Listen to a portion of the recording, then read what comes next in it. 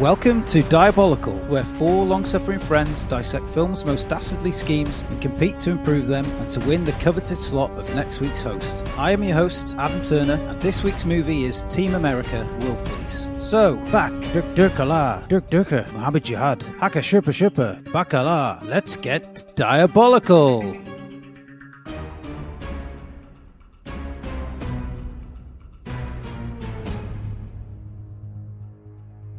When did you learn Dirkistan?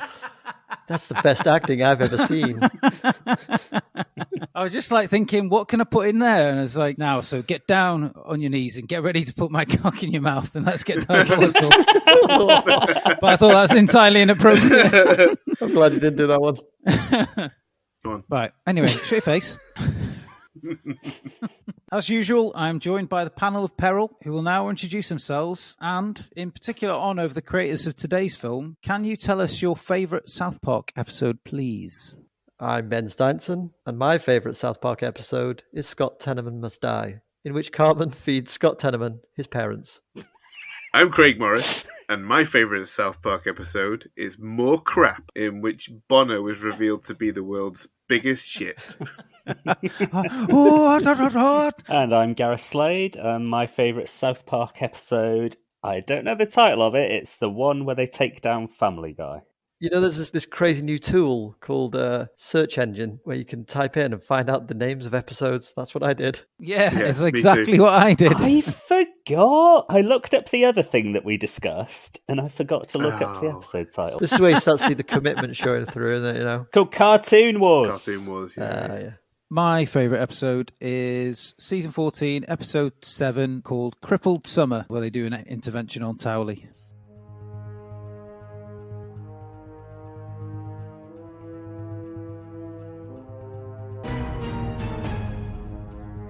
2004 was a fantastic year for cinema, most notably in my list. They include $1 Million Baby, The Incredibles, Harry Potter and the Prisoner of Azkaban, Shaun of the Dead, and, of course, the Thunderbirds live-action movie. I think that fits in quite neatly, Aita. What's your favourite movie from this year, guys? Well, fuck, you ask us to pick our favourite movie and then you pick 5. Leave some for us. No, I haven't told you my favourite. I just said notable films. If you were paying attention, you would have heard that. Okay, so my favourite film of 2004 is Dead Man's Shoes. Did I steal yours? Oh, wow. Yeah, you did. Okay, so I got some backups because it occurred to me that Gaz's favourite film of 2004 might be the same as mine. Because you guys are both equally pretentious. Yeah. My backup number 2 movie of 2004 is the extremely pretentious Spider-Man 2. And my number 3 film of 2004, Kill Bill Volume 2. But I'd like to give a shout out to Monday Night Shyamalan's The Village, which is still the best film I've seen with Bryce Dallas Howard in it. Hold on a minute. How many films have you been waffling on about here? I just asked for your favourite. You picked 5, so I thought we all could. I didn't pick 5. I said notable films. My favourite film from 2004 is The Life Aquatic with Steve Zissou. Yeah, and mine is, I don't know, let's say Anchorman. I hate you, Gaz, but goddamn do I respect you. I think it's probably all right for us to have the same favourite film of 2004. But it's a bit more interesting when you mention other ones, isn't it? It's fine. Anchorman's good. I thought you were going to say a film that you talked about before, Lemony Snicket's, is that year as well. Oh, that didn't pop up on my list. Spider-Man 2 was my backup, and then Craig had that as well. He just got greedy, didn't he? Because we're equally pretentious. Equally pretentious. Yes. Yeah. I'd say my favourite film that year was Finding Nemo, so I don't think you can get any, less pretentious Shitter than that.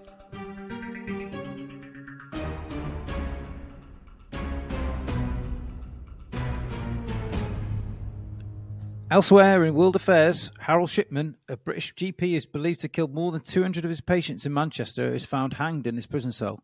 Janet Jackson's wardrobe malfunction inadvertently exposes her breasts during the halftime show of Super Bowl 38. In August of that year, the Olympics get underway in the city of Athens, Greece. US President George W. Bush wins a second term in office. Sean Penn and Charlize Theron win Best Actor for Mystic River and Monster, respectively, while Lord of the Rings Return of the King wins an unprecedented 11 gongs from 11 nominations, including Best Picture and Best Director, confirming it is the greatest film franchise ever. Also, sadly, Hollywood screen legends Marlon Brando and Christopher Reeve die. Wow, they both died. It was a soon. busy year. How many Oscar noms and awards did Titanic get? They got a lot, right? Not as many as that. I think it was 10, maybe. Lord of the Rings pissed all over it. It's one more, isn't it? Rained on Jim Cameron's parade. Does that mean Titanic's the second best movie of all time? Franchise, I said. If you weren't paying attention. This seems to be a habit of yours. Selective listening, isn't it? Just hears that white noise whenever he's just not interested.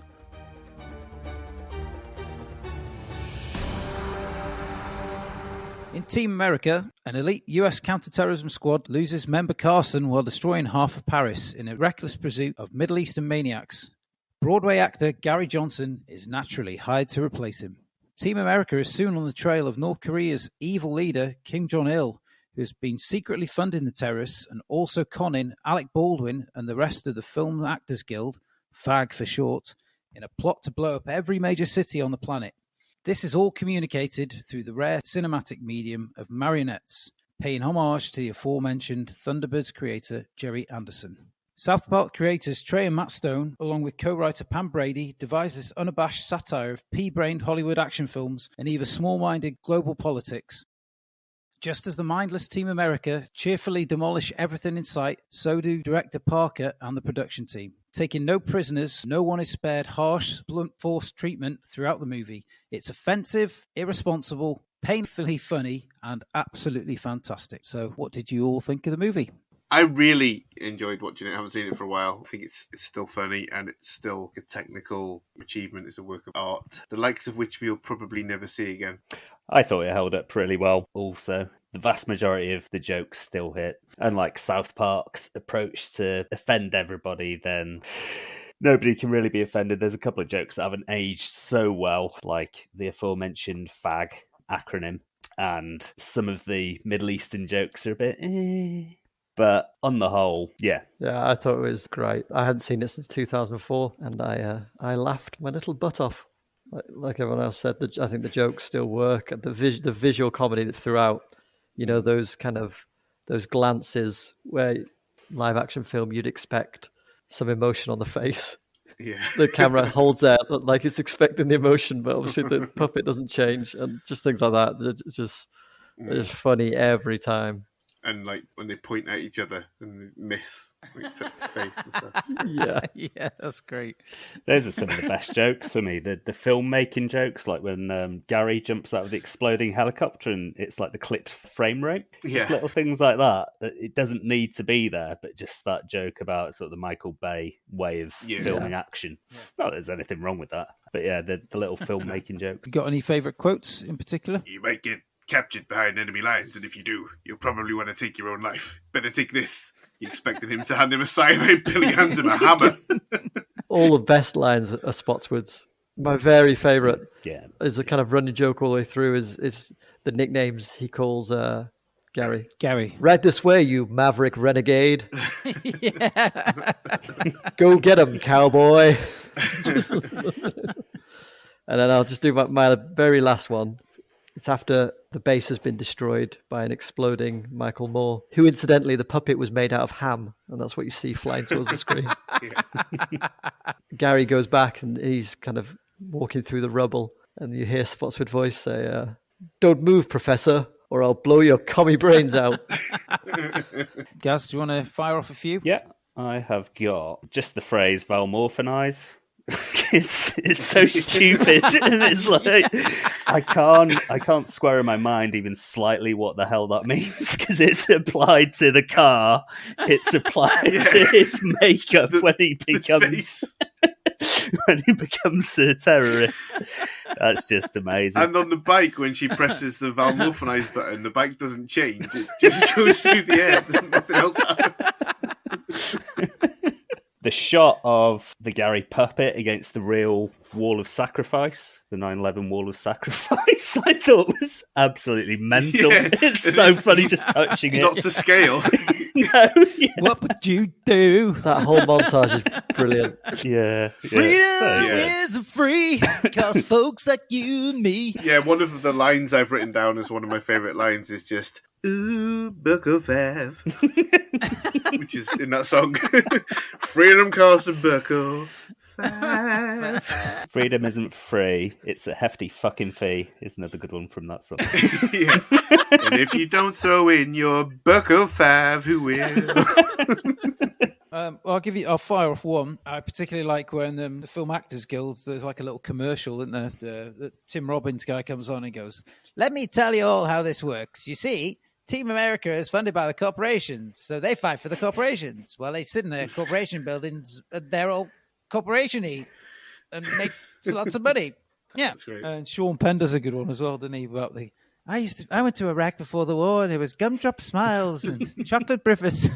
Apparently, Sean Penn sent a rather rude missive to Matt Stone and Trey Parker. Wasn't very happy about his inclusion. I'm sure they framed it and got it on the wall. But it's signed, "Fuck you sincerely, Sean Penn." Yeah. Conversely, I heard that Alec Baldwin wanted to do his own voice and they Yeah. told him no. Ah, The sex scene is very funny. And the thing that made me laugh out loud the most upon this, what probably would have been like my fourth viewing of this, but the first one in years, is the vomit scene and just the score Yeah. that goes along with it. Big triumphant. Yeah. You know, with the sex scene, they had to keep going back to the film classification board. I think they went back like about 9 times because of that sex scene. Basically, they wanted to give it a higher rating because of this Yeah. Yeah. puppet sex scene, Yeah. which is crazy. It's strange because the film constantly draws attention to and acknowledges the fact that these are puppets. So you think that might Right. knock the rating down because there's no genitalia or anything like that. I understand a pearl necklace was featured during that sex scene originally, so maybe on slightly dodgy ground.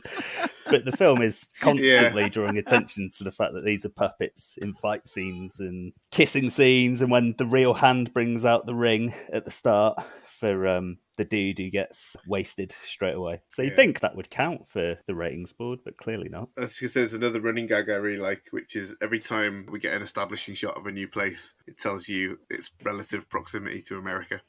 Yeah, that's a good segue because I was going to start talking about the sets, how great they were. I love like the establishing shot on North Korea. If you look closely, you can see most of the buildings outside the palace are Chinese takeaway containers. And so that kind of got my interest when I realized that. I thought, well, what else is going on? And I was kind of looking through, and I went back through and looked at a few of the sets, and I wasn't sure. So it's got the establishing shot of Panama, the jungles. I was like looking at it, and so I googled it, and apparently it's all marijuana. Yeah, the sets were really good. It's an interesting behind-the-scenes story about the sets, because the first piece of the film that they showed to the Paramount executives is that dodgy bit at the start with the French child marionette in front of the drawn background going "Sacre bleu!" And they showed that as final footage to Paramount, and the executive in the room apparently stood up and shouted, "They've absolutely fucked us," thinking that was final film footage. And then it zoomed out. I think I also heard that George Clooney was pretty upset about his featuring, because he previously worked on South Park as Sparky the gay dog. Probably thought he was pals with Matt and Trey. I think from what I remember, it wasn't so much Team America, it was the South Park episode Smug Alert, with the smug cloud coming across South Park instead of the smog cloud. Right. And a prominent feature of the smog cloud was his Oscar acceptance speech, which I don't know if you remember it. He was talking about how Hollywood was ahead of the curve and they gave The Maid from Gone with the Wind an Oscar. He was basically saying that Hollywood is better than everybody else. And apparently, yeah, he was really pissed off with that, as I recall. Another question is, why Janine Garofalo? There's a lot of A-list celebs skewered in this, and then just Janine Garofalo, who seems really out of place. And then the other question I've written down here, which I can't rely on Google for, and genuinely don't know because I have not seen it. Does Does Pearl Harbor suck? Never seen it. I would watch it if it was on a streaming service. No, I've never watched it. Oh yeah, there's another question I have here actually. Is it my imagination, or is Baxter the limousine driver a woman in a fake moustache? Oh yeah, definitely. What's that about? Yes. It's just a throwaway gag, isn't it? I have read that Kim Jong-il was a big film fan and that he owned something like 20,000 videotapes. He was a big fan of Sean Connery and the Bond series. Apparently he was a big fan of Friday the 13th, Rambo, Godzilla. He was a big fan of Hong Kong action movies like Jackie Chan, stuff like that. And my favourite, he was a big fan of Ealing comedies. And I don't know if you've ever seen the Alec Guinness movie, Kind Hearts and Coronets, but it's about a guy who has to kill his siblings to become the heir apparent to a dukedom, which made me wonder if that's rubbed off on the Kim family at all. There are some rumours around, aren't there? They might have killed some of their siblings. With anti-aircraft guns, no doubt. I have the Janine Garofalo story here. Just one more thing on Kim Jong-il. He also directed some of his own films as well that didn't see general release, just for his own pleasure. Wow. He's like Prince. Garofalo was mocked for her political stance, and she described Trey Parker and Matt Stone as cowardly for their attack on her. Ruh-roh. Yeah, she was not very happy, and she actually confronted them in the street and demanded the least they could do was give her a puppet. And they agreed, but they never sent her the puppet. So she said, well, I was annoyed with Team America, the movie. I was more annoyed about not getting a puppet. Just got one more story about the making of the film. The origin of Trey Parker and Matt Stone making a puppet-based film was that they gained access to the shooting script for The Day After Tomorrow, the Roland Emmerich Earth Freezes disaster film, and they read it and they thought it was absolutely ridiculous, and their plan was to film that script with puppets and release it before Roland Emmerich could release the actual film. But they received a cease and desist letter, and so Team America is the film that we eventually got. Gaz, has Dylan seen this film, and what is his feelings about it? I didn't feel that he's old enough to watch it, I think, but perhaps not old enough to watch it with his dad. In light of some of the scenes, I thought it might be a bit uncomfortable. Okay. So I thought I just won't even offer on this one.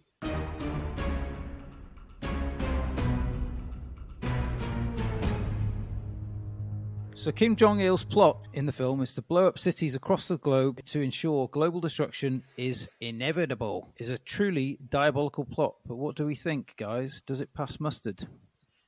Pass mustard? Muster. Pass mustard, yeah. Muster. Pass mustard. Pat mustard. Pat mustard. This is a very milky cup of tea, Mrs. Doyle. Yeah, I stand by my previous remarks. What do you think? Fine. Yeah, it's a great plot. It very nearly succeeds, right? It only sort of unravels at the last minute. It seems plausible, doesn't it, that you could trick celebrities into being complicit in the plan by...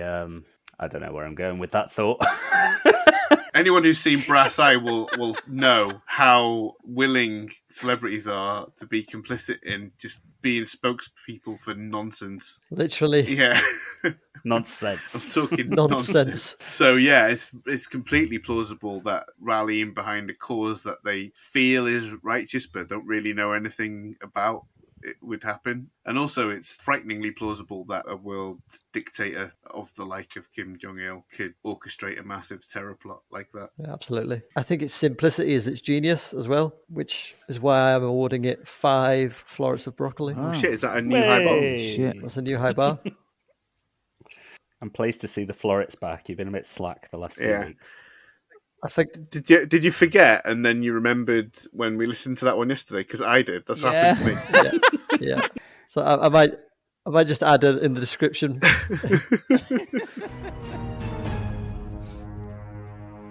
This is the part of the show where Panel of Peril reveal their own wickedly devised plots to usurp Kim Jong-il's diabolical scheme in Team America.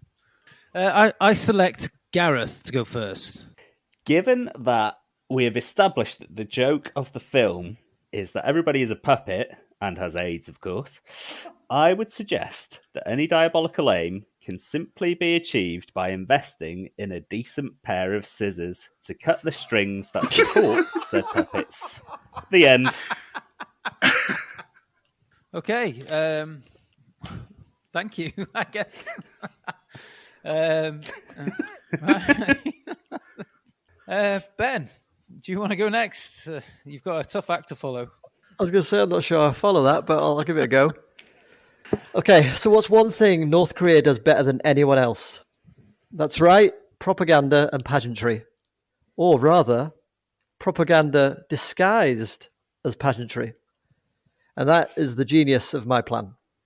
As head of state, I would declare an end to my nation's insular ways and express a desire for a more global, more cooperative North Korea. Of course, this would be music to the ears of the developed world, who would welcome the decision and praise my vision as leader. In return, as a show of gratitude for their gracious response, I would send my nation's best traditional song and dance troupes on a global peace and happy tour. They'll be hitting all the major cities in developed nations and spreading messages of peace and unity. Or so it would seem. Traditional Korean folk music fused with tasty house beats to appeal to sophisticated Western ears would actually be the perfect delivery system for subliminal messaging, climate change denial, messages that COVID vaccines are merely a system for governments to track us, and that the war in Ukraine is made up by fake news media to sell newspapers. Built on a long tradition of brainwashing people, the sheer catchiness of the songs would cause the messages to spread like K-pop and become part of the public consciousness. These beliefs would in turn influence negative behavior change, thus exponentially accelerating the inevitable demise of the human race. Do you have any specific artists in mind for these? Troop number 1, troop number 2, troops through 1 to 5, basically. Global Peace Conference. Well, yeah, I know the words are the same, Turner, but the plot's different, isn't it? Marginally. It's just a tour rather than a conference. But with pageantry, more pageantry. More pageantry. Okay. Thank you for your offering. Craig? Yeah, it was bound to happen eventually. And I heard you start talking and thought, oh my goodness, this sounds familiar. My plot is not very dissimilar from yours, but I think it's just enough to pull it through. So here goes. Kim Jong-il's ultimate goal is to convince humanity to destroy itself so that his coprophagous alien species can claim the Earth for themselves. The downfall of Kim's diabolical plot is that it hangs too squarely on the acting talent and charisma of Alec Baldwin, a hugely respected megastar who is nonetheless outclassed by Broadway star Gary Johnston, whose showy and ribald monologue espousing the need for conservative dicks shits all over Baldwin's bland, faggy, leftist whining about corporations. Ultimately, it's a contest of showmanship and balls, and that's something Kim, as a movie buff, should have paid closer attention to. As a fan of the Rambo series in particular, Kim should know that Hollywood is at the height of its powers, with the lowest common denominator, when it marries spectacle and glamour with conservative values. Everything Team America embodies. What it all comes down to is that Kim, instead of trying to shoehorn champagne socialist Hollywood stars into the bleak beige hellscape of communism, should have gone all in on the razzle-dazzle of celebrity. For inspiration, one needn't look further than his immediate neighbours to the south. If BTS has taught us nothing else, and that's a big if, it's that what you really need to conquer the world is 9 to 11 non-threatening, androgynous teens of varying hair colour and a bop. In stark contrast to the drab and oppressive DPRK, with its legacy of famine and economic instability, threatening capitalist values with its ostensible but demonstrably iffy focus on a mobilized proletariat, South Korea, with its kimchi, K-pop and weird cartoons, represents a foreign culture the West is both comfortable with and enamoured of. A united Korea, embracing this cutesy global perception, would be the perfect cover for an enemy lurking behind the scenes. Do I need to spell it out? Behind the scenes? BTS. This would leave Kim free to enjoy his life on Earth, away from the eagle eyes of Team America.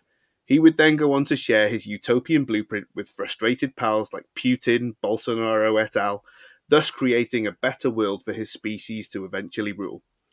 How then, you may ask, does Kim convince humanity to destroy itself in this world of unprecedented harmony and cooperation? He does nothing. As evidenced by Brexit, the turkeys will vote for Christmas all by themselves. So essentially your plan is to do nothing.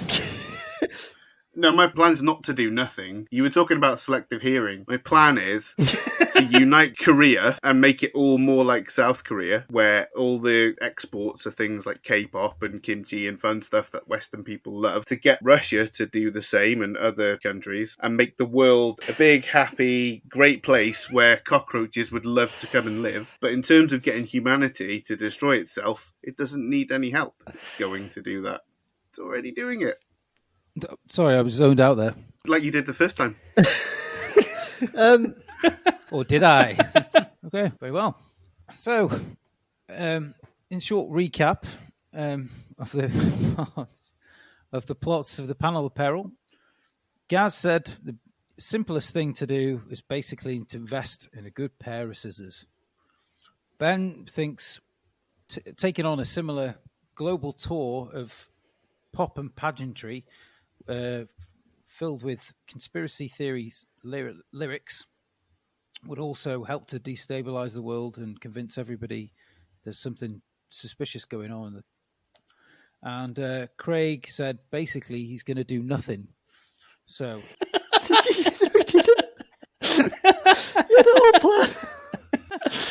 Oh, poor Craig. I know what this is about. It's because I disqualified him when he came up with his dolphin thing. Yeah. The chickens are coming home to roost. Well, you know, that's the way you want to play it. Just by doing nothing, you've instantly sort of really put yourself to the back of the pack, as it were. So I've deliberated and conjugated and whatever else I've done. Yeah. So, yeah, although I think Ben's plot is obviously a lot better than Craig's. I'm a man of simple pleasures, and sometimes I think the most simple plans are the most effective. So this week's winner is Gareth. Huzzah! Well done. Thank you. What? That fucking dig there for no reason. Not no reason. Obviously, I've upset him with the decision that I made. It's fine. Just revenge is a dish best served cold. Ancient Klingon yellow. proverb. So, Gareth, as the esteemed host of next week, what film have you chosen for us to plot on? Well, like my last pick, I'm going back to the horror genre. We're going to be watching something that I think was released about 2 weeks before we went into lockdown in the UK, and so I didn't get the chance to see it in the cinema. It's a great film. We're watching Lee Whannell's The Invisible Man. Oh, I haven't seen that. Is that the one with Elizabeth Moss in it? That's the one. Yeah, it's on Netflix. Oh, yeah, I've watched that recently. Yeah. Have you? Okay. Yeah, Well, is that a film that you enjoyed? not particularly. Oh. Gaz, I mean, do you enjoy that, Gaz? Me? Yeah. Well, I'll be sure to put as much effort into my plot as you did for this one. Don't forget, we're all friends here, guys. Long-suffering friends. Exactly. I had a very elaborate plan, which I'm saving for another one. Yeah, it's going to be worth the wait for whenever this one comes off, let me tell you. Shouldn't have told us that now, because potentially you could be shot down in flames thinking, I've definitely won this week's one. I wouldn't worry about it too much because the decision's always going to be made out of spite. Maybe we could work that into the intro. Disclaimer, warning, decisions are made in spite. Thank you all for tuning in and listening. Join us next time where we'll be discussing and plotting The Invisible Man.